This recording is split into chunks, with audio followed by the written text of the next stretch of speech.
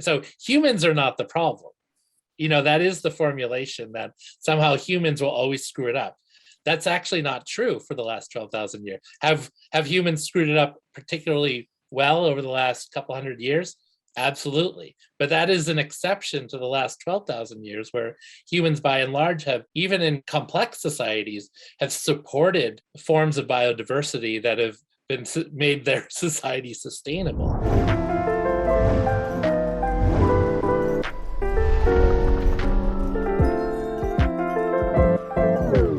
Thank you so much for joining us today. And just to kind of get started, I'd love for you to do just a little introduction about your work and your expertise. So we'll start with you, Tish. So work is with the Wabanaki Youth in Science program, which is a model education program for Native youth here in Maine. We initially started as a high school program, but we have since over the last 9 years expanded through pretty much K through 16. So I'm the WAY's executive director and their program manager. Nice. What made you do that work? What brought you to the work? Fate. Okay, that's a great answer. No, seriously, I had been working in community forestry and arboriculture for over 30 years and worked in a lot of educational programs for underrepresented youth, particularly young women in the field of arboriculture and community forestry. And circumstances aligned and saw a opportunity for a project that was started out to work with developing a model education program. And it just seemed like a really good fit for my skill sets. And then Darren mentioned, oh, by the way, you are in a master's program, right? And I said, no, wasn't even in the radar. But within a few months, got myself into the master's program. And so the rest is basically history. Amazing. Darren? I'm a citizen of the Penobscot Nation and grew up in Orono, just a town away from the reservation. My dad is a Penobscot. So I grew up, with connection to place and resources that was very important. I come from a basket making family, like a lot of Penobscot people, and, really formulated my research programs around issues of environment and protecting our cultural and natural resources right from undergrad on, and returned to Maine in 2009 as faculty at University of Maine, which I never thought would happen because sort of what I wanted to do within the context of academia it can be challenging. It reverses the flow of knowledge in a different direction towards Indigenous people as opposed to extracting from Indigenous people. So I think for me, this program, the WAYS program, and Tish and I and other Native folks who really care for and love our environment and our people, just, trying to find a way for our youth to not only succeed in education, but also bring it home. Our teachings are about once you know something, you're kind of responsible for it. So that sense of responsibility is deep within a lot of Indigenous teachings. And that's where we're at with this. It's, we have a lot of different programs. None is more important than this one, in terms of really thinking about the future within our communities as the Wabanaki tribal nations here in what is now Maine, but also just making that impact broadly upon everyone. And thanks to Tish's great dissertation, we have, the evidence that not only does it benefit Indigenous students, it benefits all students, which probably isn't a surprise to many people. And yet here we are trying to create change in institutions that are slow to change and create opportunities for people who are not often at the center of the educational project in universities.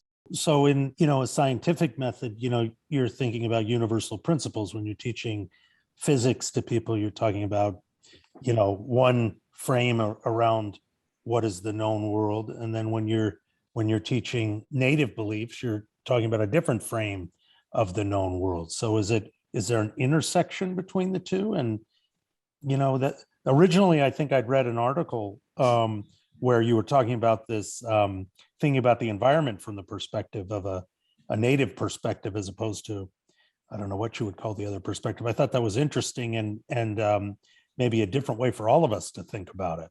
So is that somehow rooted in that?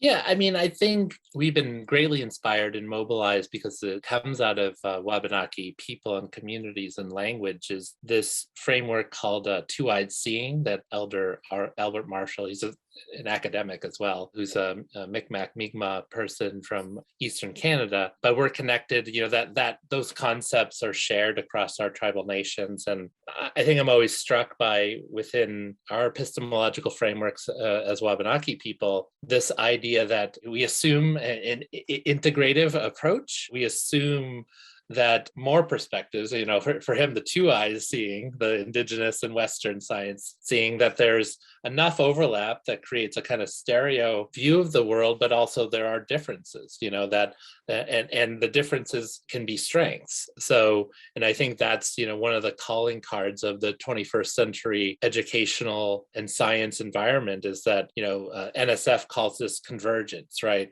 More ways of understanding the world in an increasingly complex and diverse world is the path forward for solutions, not only in science spaces, but in all sorts of other spaces. So I think we do see great overlap. We mobilize this and at times call it Indigenous science, cultural science, Indigenous knowledge, right? I think what we see is a lot of things that are shared across Indigenous knowledge systems of long-term observations around, the environment, a real investment in even prediction related to environment and across ecosystem components. I like to think of this as built upon thousands of years of peer review, knowledge handed down and perfected over time in relation to a living and changing environment. When you explain that to people in the tribe, peer review over thousands of years, you're taking a framework again that, universities are only, from the 1600s. So you're putting that other ideological frame over the top. What do people in the tribes think about that?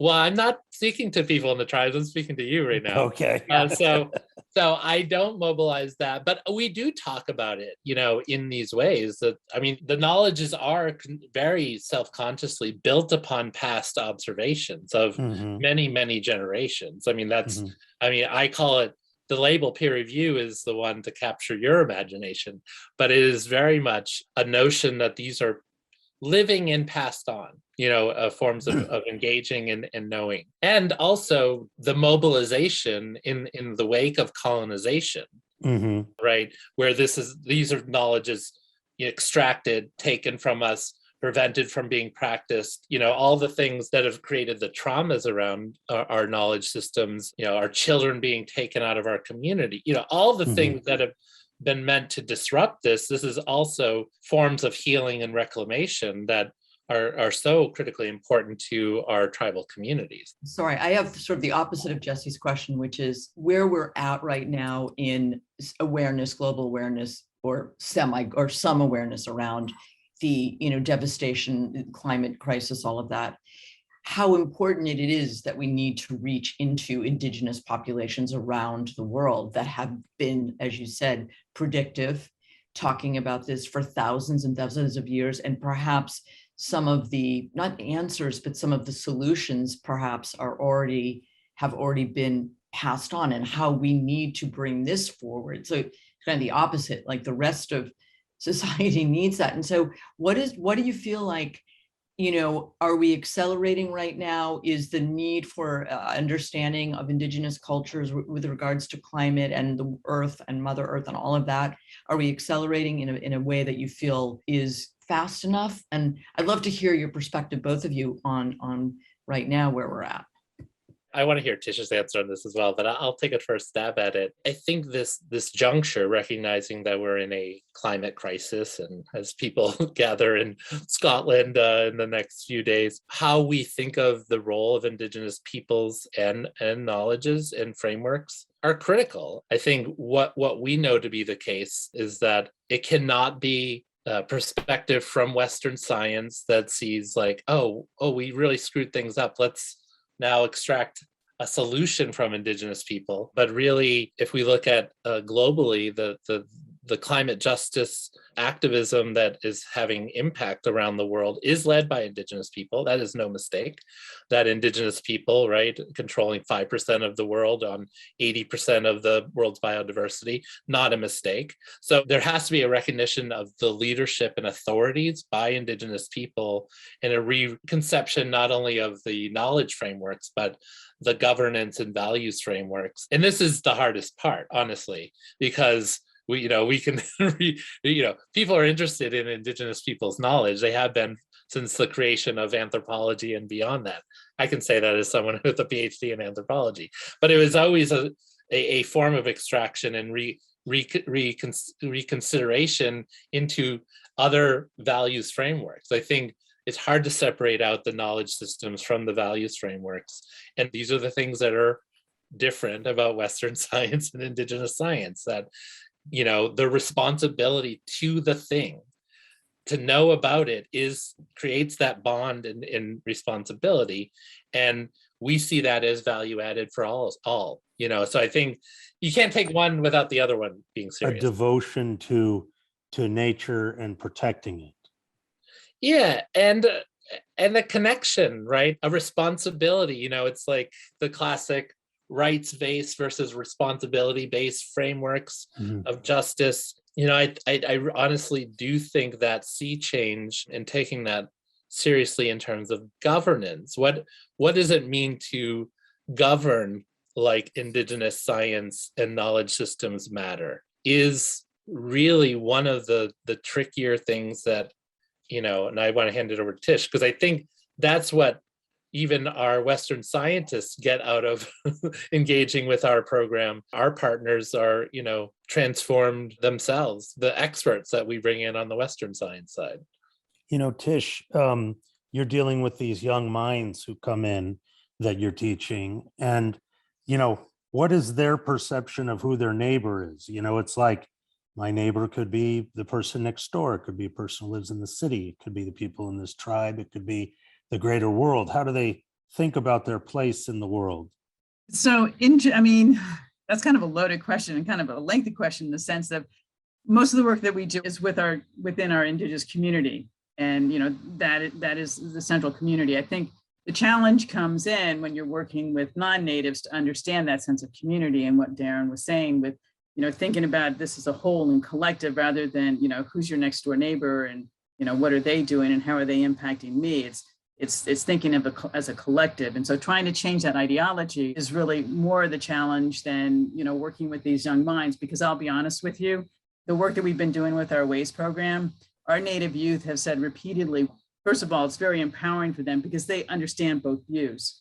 So they are really kind of ahead of non-Native folks who haven't appreciated the value of both views or understood it. And Darren was alluding to it, when we bring our students together with cultural knowledge keepers and with Western academics, we bring everyone together. And so there's a definite shared knowledge and a shared understanding.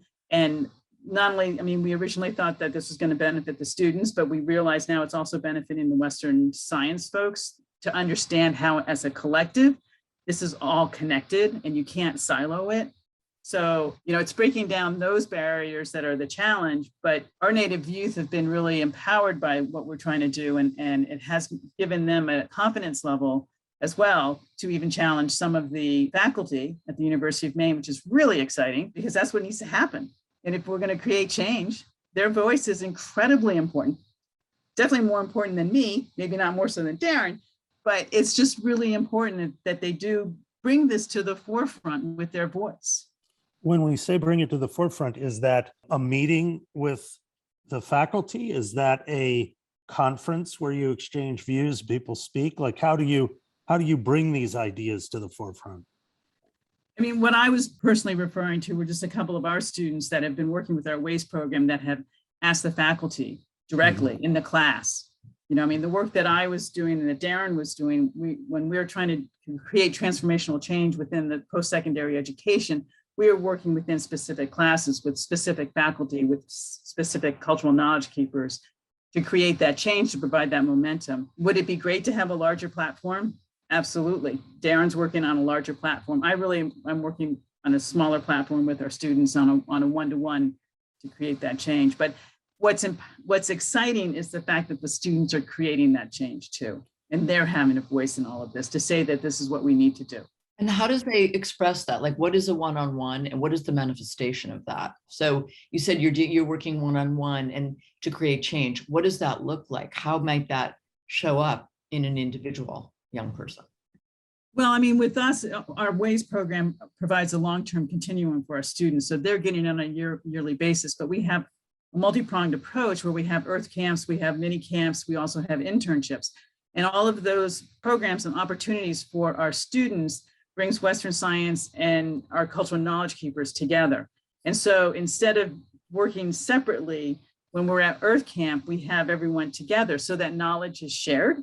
So it's not even in a classroom, it's a place-based, outdoors environment, historically on ancestral lands for our students, which brings a huge impact as well. Instead of being on campus or in a classroom, we're taking the faculty out of that and creating and bringing them to our Earth Camp, our mini camps. It's more, it's Indigenous focus. And it starts from an Indigenous perspective rather than from a Western science perspective. So they're seeing it from a different angle as well. But like I said, I mean, we've been working, with a number of faculty at the University of Maine, which is great, but it's not on a global scale. It's just within those faculty that are willing to think out of the box, to try something new. That's a work in progress. And so to have it come from another perspective and come from the students, that just enhances the fact that the faculty are not only hearing it from Darren and I, they're also hearing it from the students. That helps create that change. Yeah, Darren, that perspective, when we talk about two worlds, a lot of native language, you're an anthropologist, a lot of things have disappeared into the mist. How do you keep a current version, a current ideological perspective when people have the internet and they have television and they have all these things which are constantly eating away at these perspectives? How do you keep it strong? Yeah, and I think that's part of what we're doing is keeping it strong. I think it's ongoing relevance to a climate crisis. It's ongoing relevance to biodiversity issues. It's ongoing relevance to a point of view that is as you say, and purposely for much of the last 500 years, been destroyed or tried to be taken from people. I think what's exciting about this is that the Wabanaki languages are like a lot of other Indigenous languages, especially the Algonquin language group, right? These are verb-based languages, languages of doing. And that the knowing and the doing coming together is the formulation of the classroom that we imagine. It sounds so different from a Western formulation that is created around symbol comes first and knowledge comes second. The knowledge and doing come first for Indigenous formulations around science. Does that mean, you cannot build, the classic thing would be like, the abstraction allows you to build upon structures of meaning across the ages. But again, these are already built upon structures of meaning and knowing across the ages from Indigenous people. Western science is supposed to be open to critique, right? That it is testable and the theory is created and then it's tested and tested and tested. And that works, to an extent. But it has its blind spots because it, again, gets stuck in its own epistemological sense. Our classic examples always come from, and Tish didn't talk about it, is, sometimes it comes from a very innocent question of the tree person, the tree expert, the Western science forestry person saying, well, we know this, thing. And then, it's sort of the classic, how do you know that? Oh, well, we've, done the cores and we've done the thing, and eventually though, you ask enough questions, sometimes, especially if you mobilize our knowledge of those things, which tend to be based on more connections with ecosystem components than it is about the particularities of a single species of a tree, that can lead to potential breakthroughs of knowing why a tree will or will not be successful. Our knowledge systems around basket quality ash trees, for example, have to do with What other species are growing near it? Those are the formulations. What is, across a Western view would just be the different colors of the trees. Well, the Western view would be what makes that tree grow fast. Actually, that's what forestry science is mostly based upon. Correct me if I'm wrong, Tish. For most of the last 130 years, it's been growing trees fast. Okay, fine. I get the application of that. However, that is not a be-all, end-all of what we need to know about trees. And I'm not saying forestry science ended with growing trees quickly. Its formulation is still very much stuck there. It feels like it's siloed. It's very siloed. So what I'm saying, we are asking, hey, what makes a basket quality tree? Basket meaning one that we can make our baskets out of. We approach that from a very different beginning perspective. And if you wanted to sort of understand any tree, its context and ecosystem, the frames around it, Indigenous science and knowledge systems have been trying to work out those things in particularity for thousands of years. Because Indigenous knowledge, unlike Western science, has not used a lot of instrumentation, right? So instrumentation can get you to certain spaces of knowing particularities in really good ways. So I'm not saying like, oh, let's throw that out. We are saying, literally the two-eyed seeing approach is saying our observations over many, many millennia are much more about intersection and relationship across the spaces. And it's mobilized by doing. And we have many examples of that work where, even folks that are very firmly, committed to Western science and trained in that way, suddenly the right question from a story from our tradition as Indigenous people as Wabanaki people opens up, that connection. Why, we don't take a tree to make baskets out of, black ash, brown ash tree. We don't take it when it's growing with these other trees, these other mostly softwoods. And they'll be like, well, why wouldn't you do that? And they're like, oh, well, because it's brittle. And then they're like, oh, why would it seem more brittle? Is there something about softwoods and the soil and there are ways to approach this through Western and Indigenous knowing. You wouldn't have, though, the question of like, oh, is it brittle? Like, what does it mean to have a brittle tree you're trying to make a basket out of? And why would that even be a formulation? So I think that's part of what we're talking about. We have many stories like this, though, of course, right? Which is to say, if you're looking at seaweed, are you looking at seaweed? Or are you looking at, our stories of the uses and proliferation of seaweed that are connected to not only the fish near it, but also land animals that want to access it. So there's all sorts of reformulations through an Indigenous science lens that are hugely important. Darren, how important, the storytelling, what are some of these other, if you can, because I think it's incredibly interesting, what are some of these other tools like the storytelling? Jesse and I had a conversation, I think it was last year, with somebody, and there's incredible sensitivity from the perspective of Indigenous peoples to, they haven't always been treated well. There's been a lot of, whatever, there hasn't been great in terms of Western science or coming in. What is a respectful way to begin to see if you're open to sharing some of these incredible techniques that are bigger than what we might know as just science in a binary way? And so what is the idea of thinking, if we're going to move forward, all of this artful way of thinking about the world that has been captured in ways we don't even understand? That is such an important question. For me, it is this connection to place. I have talked about it in the context of sustainability science, as well as Indigenous research methods. So you can say sustainability science as a newish discipline is about questions that the public has that scientists can help answer, right? On a kind of, really dumbed down version. That's what sustainability science is about. Indigenous research methods are about a formulation from an Indigenous point of view, epistemologies and ontologies. What are the research questions? So for me, that the thing that starts out has to be from the very beginning. That's why, it hasn't worked in the past where scientists have sort of gone out and been like, hey, we're counting whales today. How many whales do you think exist out there? And there's a classic study where when scientists were using incite and remote sensing, their numbers of the number of whales in the Arctic Ocean was actually not as accurate as the Inuit whalers, because Inuit whalers were actually also listening to the number of whales. And so they mobilized a more accurate count.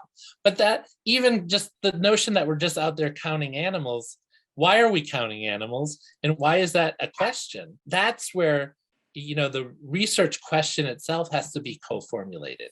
So it has to be recognizing Indigenous people's control and management responsibilities to a place. And I have many more. There's so many examples of that out there, but it is about research design and formulation is where it has to start, in consultation with Indigenous people.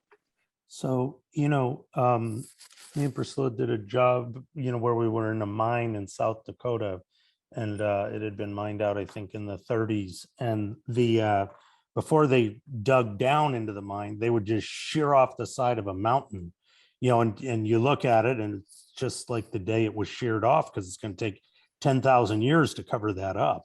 What does Indigenous culture say about the way we're using up these resources with total disregard for what the future state might be? These frames around responsibility and seeking balance in certain ways, or forms of equilibrium, these are actually shared in Western and Indigenous science, right? And I was just part of a paper that came out in PNAS, Proceedings of the National Academy of Science, around how human beings over the last 12,000 years have shaped the environment. And by and large, human beings, in terms of time-wise, for most of that 12,000 years, and most of which has been, what you would call Indigenous or local people, have shaped it in really positive ways, actually have not only maintained, but expanded upon things like biodiversity as an active. So humans are not the problem. That is the formulation that somehow humans will always screw it up. That's actually not true for the last 12,000 years. Have humans screwed it up particularly well over the last couple hundred years? Absolutely. But that is an exception to the last 12,000 years, where humans by and large have, even in complex societies, have supported forms of biodiversity that have made their society sustainable. So what we have here is a really particular extractive, approach that, again, the 5% and 80% dynamic, having control over 80% of the world's biodiversity, it's not just a question of, is it about development or not? It's also, what are the decision-making frameworks that go with the knowing of those ecosystems, and how is that supported by systems of governance? Those are very important questions, because if we can't appreciate the connection between the two, then we're surely lost. That if we're going to rely on the current form of market capitalism and international governance to get out of our quandary, we're probably not going to get out of the quandary, right? So, really, what do our students think about that? I would say that they are being taught forms of responsibility to the knowledge and the ecosystem service, in the Western sense, but that those relationships are so critical. I just remember, when I was writing my dissertation, there were a couple of books that came out. One of them was called The Ecological Indian. And it was the idea that, well, actually, there had been some overhunting, and, we were going to judge, a culture based upon, well, they're just like us, they make mistakes and overhunt just like we do. But in fact, it is not the same. Yes, there have been issues of overhunting. I mean, those are notable, and because they're so exceptional. But I think this notion that we are all the same and that humans are the problem, it is just a particular formulation. And I think our youth, native and non-native, are consciously aware of that. And they are, millennials, Gen Z, they are more than disappointed on the current arrangements, not only around knowledge systems, but governance systems that fail to address these problems. So, we're in an existential crisis at the moment in terms of environment. It's not a tribe problem. It's not it's just a everybody in the world problem. How do we take some of this knowledge and deploy it against this crisis that, we have people meeting in Scotland about, but doesn't appear as if there's any end in sight at the moment? For me, I'll say, I won't say existential crisis. I'll say, following Lawrence Buell, who wrote a book in the 1990s, that the environmental crisis, and I'd say this about the climate crisis, is a crisis of the imagination. So I think, what we're trying to model and bring forth is, in some ways, a way out. And I know that this seems so pie in the sky that, we're constantly sort of wrestling with, how do we scale this up?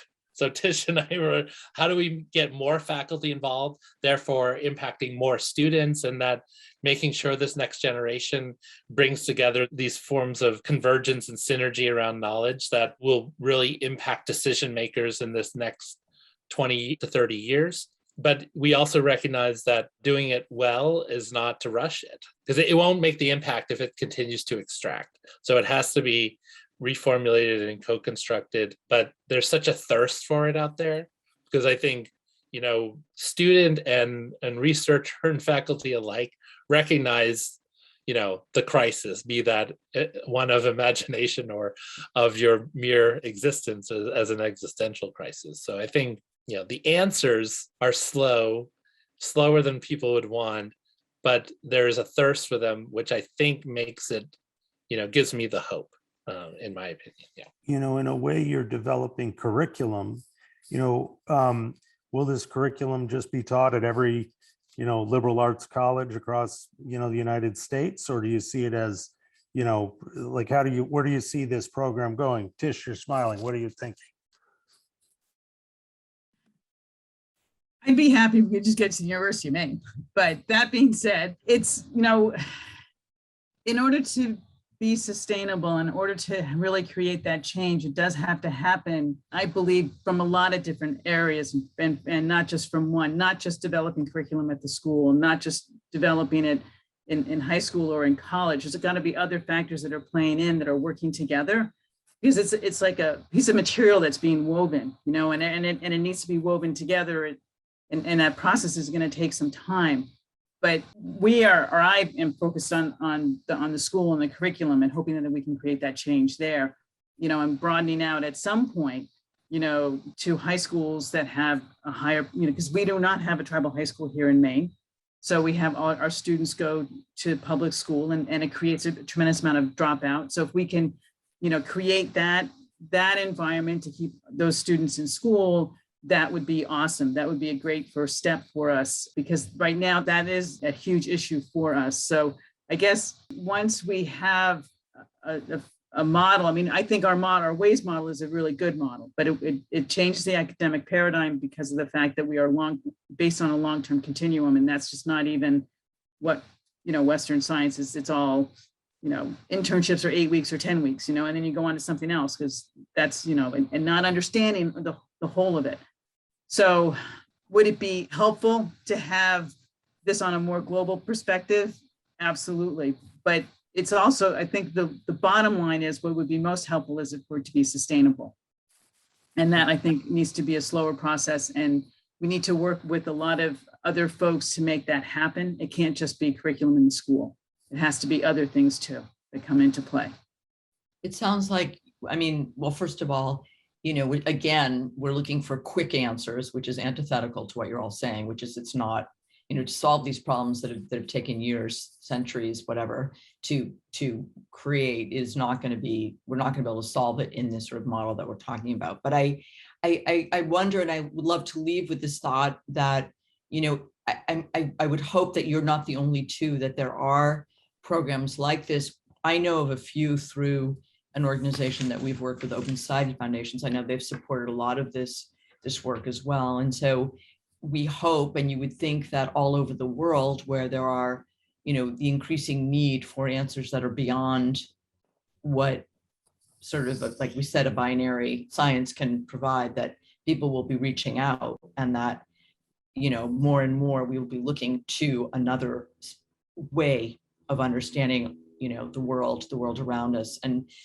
look for solutions. One last question, and then we will let you go. But at this conference, is there representation? Because I think that's one of the key challenges. Is there Indigenous representation? We're really able to speak from a very deep place in talking around climate crisis.